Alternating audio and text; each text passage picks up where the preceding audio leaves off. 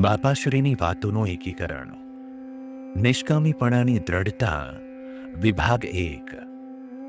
એવી કઈ પ્રાર્થના છે કે જે પ્રાર્થના ન કરીએ તો ખોટ કહેવાય, અને પ્રાર્થના કરીએ તો અંતર્યામી જાણ્યામાં ફેર કહેવાય.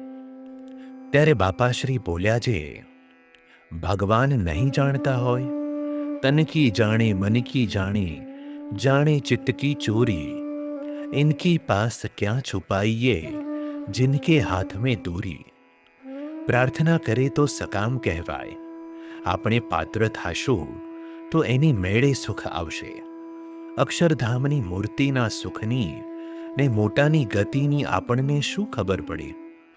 માંગતા માંગતા અધૂરું મંગાઈ જાય. માટે હાથ જોડીને વિનંતી કરવી ને પાત્ર થાવું, પણ માગવું તો નહીં જ. મહારાજ કેમ પ્રસન્ન થાય તે તપાસી પ્રસન્નતાના સાધન કરવા. મૂર્તિનું સુખ માગવું એ પણ સકામ. મહારાજની મૂર્તિને જોવા મંડ્યા રહેવું તો મહારાજ જાણે જે આ બિચારો મંડ્યો છે ને જડેડાટ દર્શન આપે. પણ માગે ત્યારે તો સભા હશે કે મહારાજ નહીં જાણતા હોય.